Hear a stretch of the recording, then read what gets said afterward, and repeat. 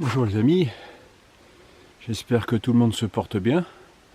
Après quelques mois d'absence, nous voici partis pour de nouvelles aventures ensemble. Donc c'est parti pour un bivouac dans la forêt. J'ai fait le pari de partir sans les raquettes, j'espère que ça ira. Sinon ça va mouiller les pieds, donc on verra bien. Pour l'instant en avant, donc où sommes-nous? Eh bien c'est facile, vous pouvez voir les coordonnées GPS. Ensuite vous partez par le premier chemin à droite, et puis je vous indiquerai où il faut tourner.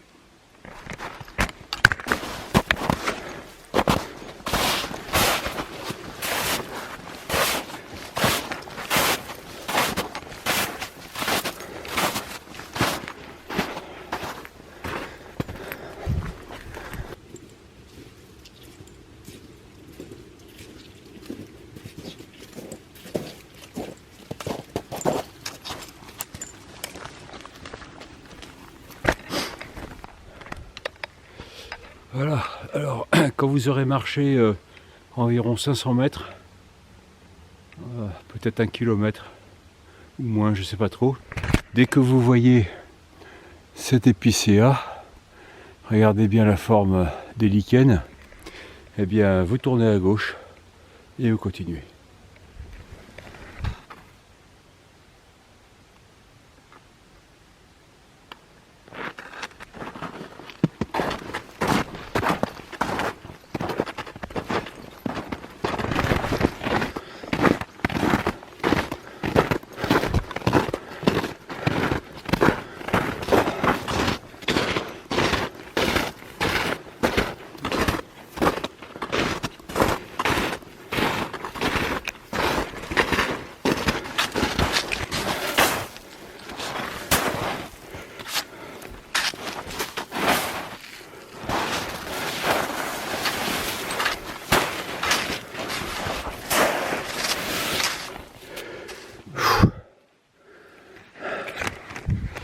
Dans certains endroits, il aurait vraiment fallu prendre les raquettes.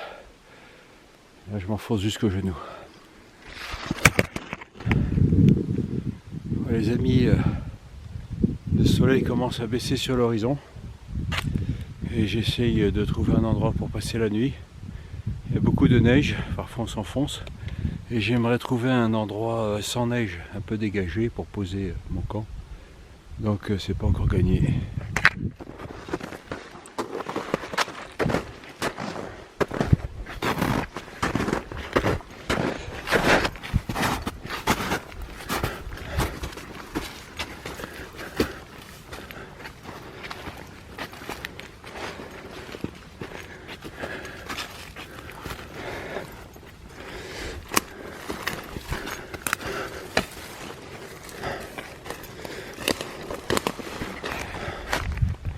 Ici, sous les épicéas et quelques hêtres, la neige n'est pas très épaisse au sol et elle a fondu.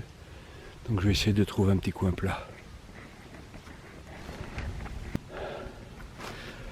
Voilà les amis, enfin un petit coin au plat, sur le plat. Plein de morceaux de bois qu'il va falloir que j'enlève. Et puis il ne nous reste plus beaucoup de temps avant le coucher du soleil. On va y revenir, mais nous sommes presque au solstice d'hiver, donc il ne faut pas perdre de temps.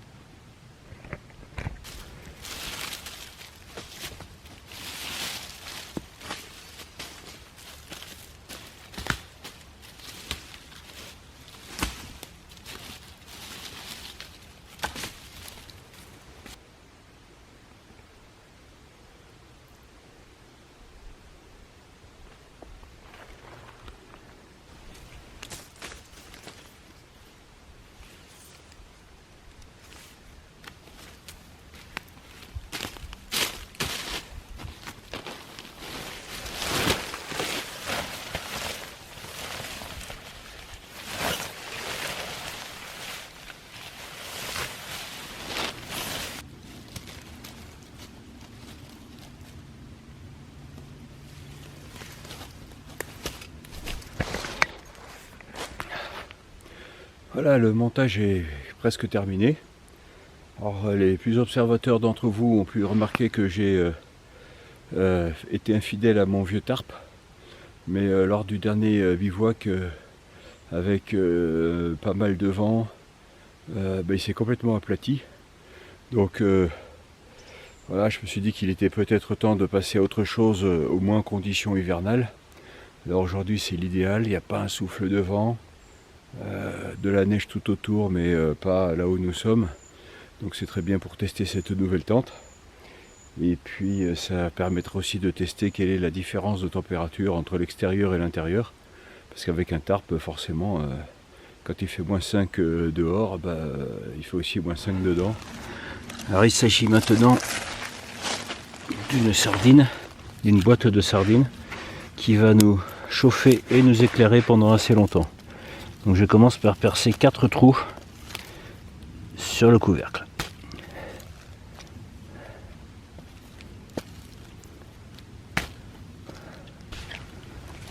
Voilà, alors j'ai glissé dans chaque fente une mèche. Alors ça aurait pu être une mèche en papier hygiénique, en mouchoir, en carton. Et voici la mèche en ficelle de coton, 100% coton. Surtout n'utilisez jamais de ficelle en plastique. Voilà, maintenant je laisse l'huile imbiber les mèches. Voilà, et lorsque les mèches sont bien imbibées d'huile, il ne reste qu'à les allumer.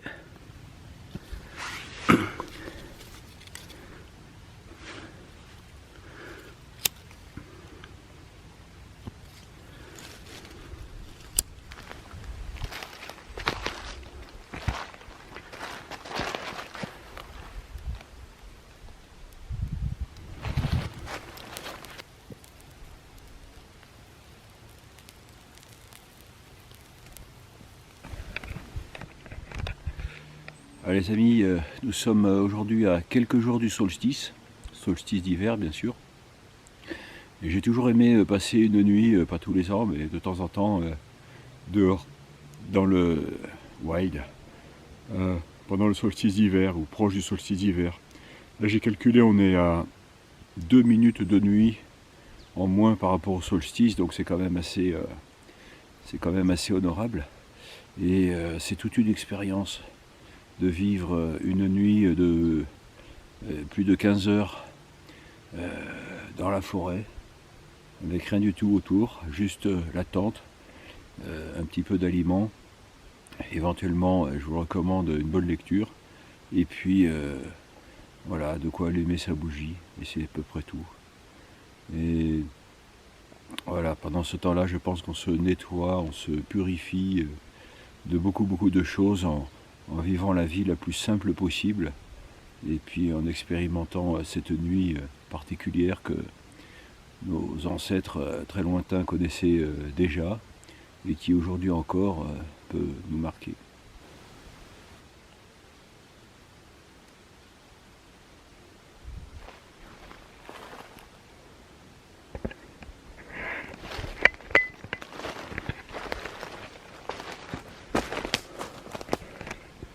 Alors le bivouac est installé près d'une petite clairière, ce qui permet d'avoir une vue dégagée, d'être sous la forêt, donc pas dans la neige. Il faut toujours regarder au-dessus.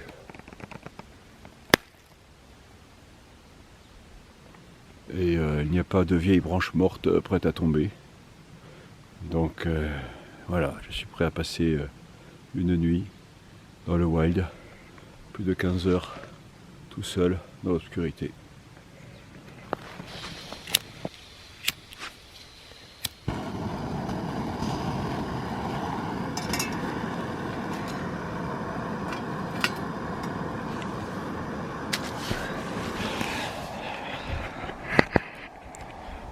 Alors il est 16h30, mais je vais déjà commencer à préparer mon dîner.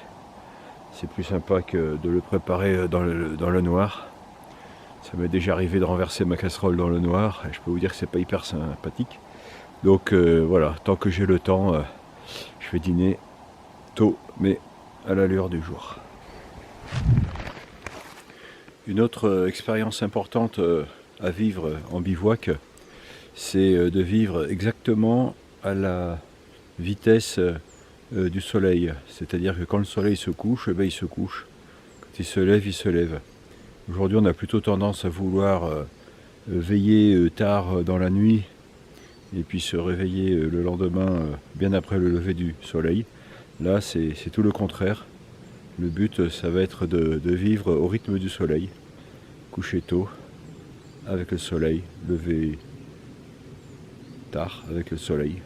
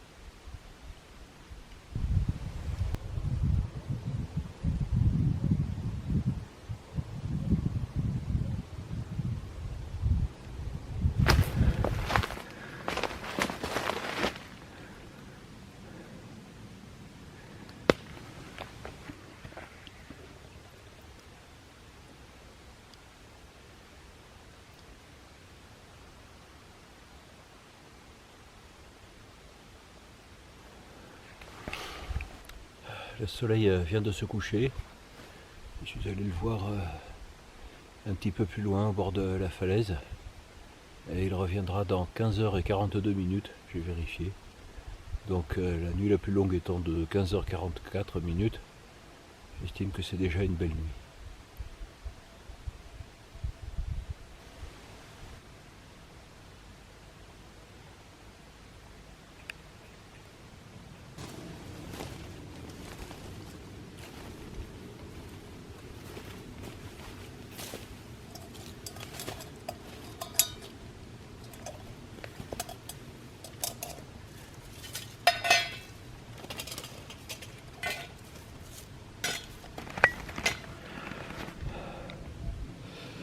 Alors les amis, il est 17h10, ça fait plus d'une heure que les sardines sont en train de griller. Donc pour l'instant elles remplissent surtout un rôle d'éclairage, j'en voulais pour mon dessert. Mais bon, j'ai pas envie de me brûler, je vais les laisser griller. Et puis si je me réveille un peu plus tard, ou si je me relève un peu plus tard, je regarderai si elles sont grillées. Ça me fera un petit casse-croûte nocturne.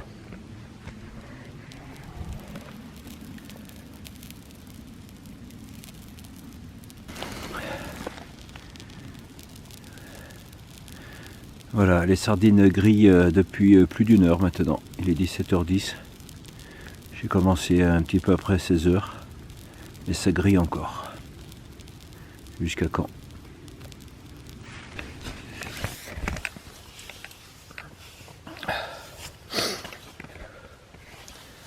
Alors les amis, je vais vous emmener pour un petit tour du propriétaire de ma nouvelle résidence secondaire. J'ai essayé au printemps dernier et cet été un petit abri, mais bon, qui était bien, mais qui était vraiment très humide. Toute la condensation restait dedans et quand il gelait dehors, les parois étaient gelées aussi à l'intérieur et même en été ça condensait. Alors voilà, j'étais obligé de passer à autre chose. Donc ici le hall d'entrée avec le coin cuisine. Ici les chaussures pour être prêt à partir avec cette nuit. On ne sait jamais en cas de pipi nocturne ou autre. Ici mon sac à dos. Voilà, et maintenant la partie habitation. Donc c'est étroit, c'est pour une seule personne. Au fond, quelques affaires. Derrière ma tête, quelques affaires. Et puis c'est à peu près tout. Donc c'est vraiment simple. Et je vais maintenant regarder s'il fait meilleur en termes de température à l'intérieur qu'à l'extérieur.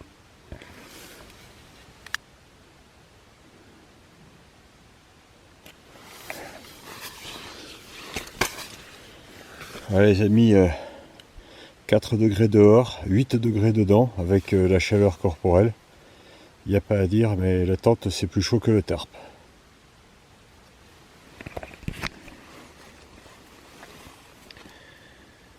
Voilà les amis, un petit peu de lecture et puis ensuite c'est le sommeil, la grande nuit dans la forêt, la grande nuit dans le wild, la grande nuit presque au solstice d'hiver. Bonne nuit les amis.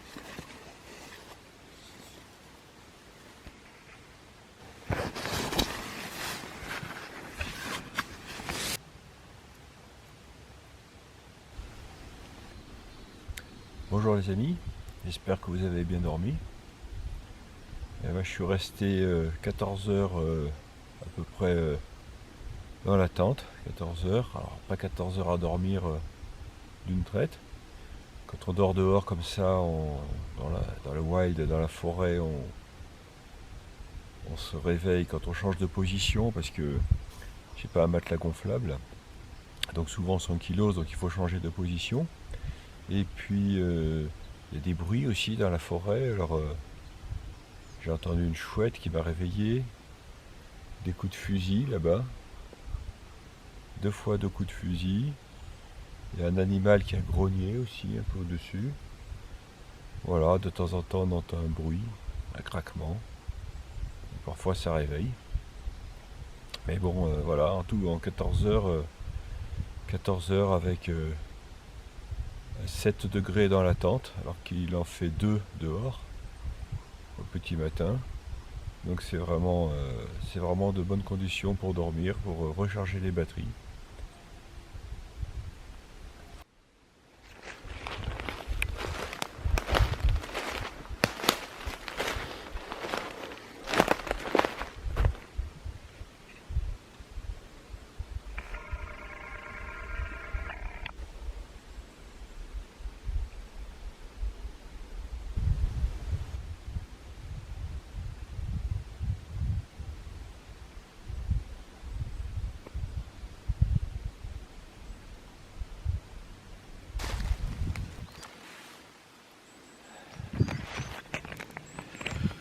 Pendant la nuit, toutes mes bougies se sont éteintes, même la grosse, je suis un peu déçu. Et puis les sardines ont fini de griller, mais je ne sais pas à quelle heure. Donc je vais les faire chauffer maintenant, parce qu'elles doivent être glacées, mais je vais les faire chauffer maintenant, et puis ça sera la première partie de mon petit déjeuner. C'est pas très commun, mais ça va sûrement être très bon.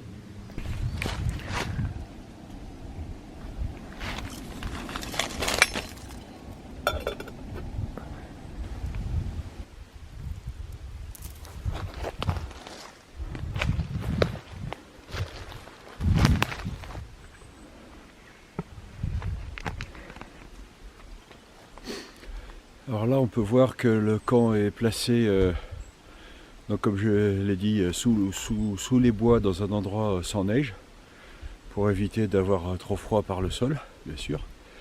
Et puis se protéger éventuellement du vent, même s'il n'y en a pas trop eu cette nuit. Là je suis face à l'ouest dans les arbres. Donc hier soir le soleil n'a pas pu vraiment réchauffer.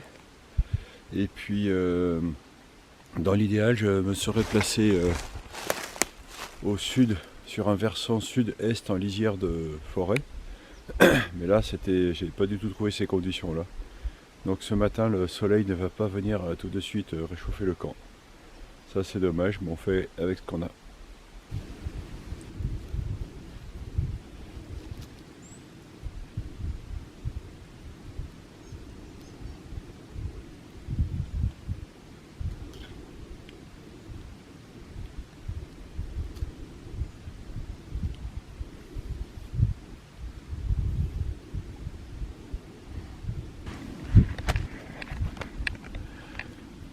Les amis, ces sardines grillées, c'est vraiment une tuerie, même au petit déjeuner.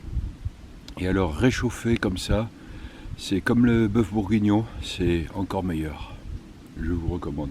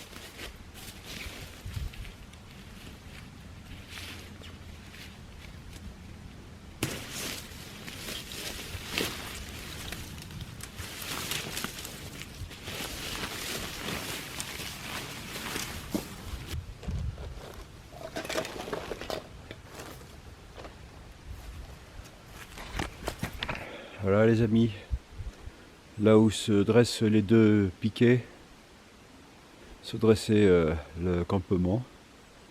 Il ne reste plus aucune trace, ça c'est un principe. Et maintenant voilà, après 14 heures dans le duvet, une vraie cure de bien-être, il faut retourner à la civilisation. Donc je vais essayer de trouver un chemin pas trop neigeux pour repartir.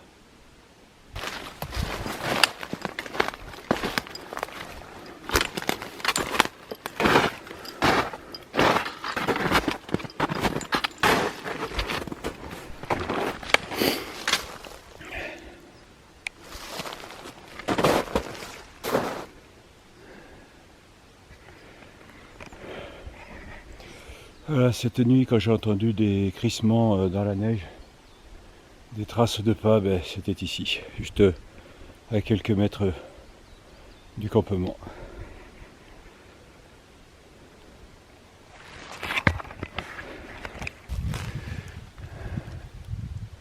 Regardez comme c'est brillant, c'est vraiment tout frais, quelques heures à peine. Voilà. Et j'étais en dessous là, à 15 mètres. Dans la série bête féroce, maintenant à 50 mètres de mon camp, toujours sur les traces de cet animal qui est passé. J'arrive pas à voir si c'est une biche peut-être. Regardez qui est venu. C'est tout frais. Une crotte de loup.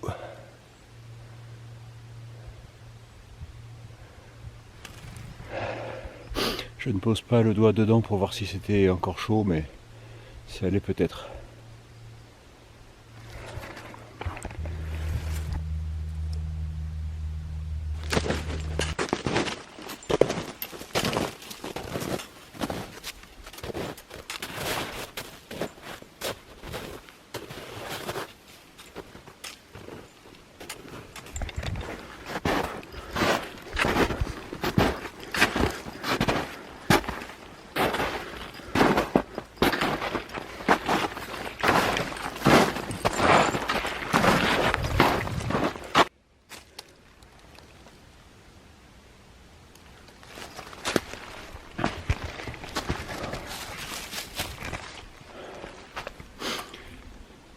Les amis, j'ai cherché à suivre le loup, voir si je trouvais des traces de son passage, des empreintes dans la neige. Et bien je n'en ai pas trouvé. Alors que ça fourmille d'empreintes de chevreuil, de sanglier et puis de la biche. Donc je ne sais pas comment fait ce loup, il doit avancer sans s'enfoncer dans la neige. Ce sont des animaux vraiment très astucieux, très discrets. Mais je ne sais pas si c'est lui que j'ai entendu cette nuit, comme j'ai entendu un grognement pas loin de la tente. Est-ce que c'était lui? Je ne sais pas. Mystère.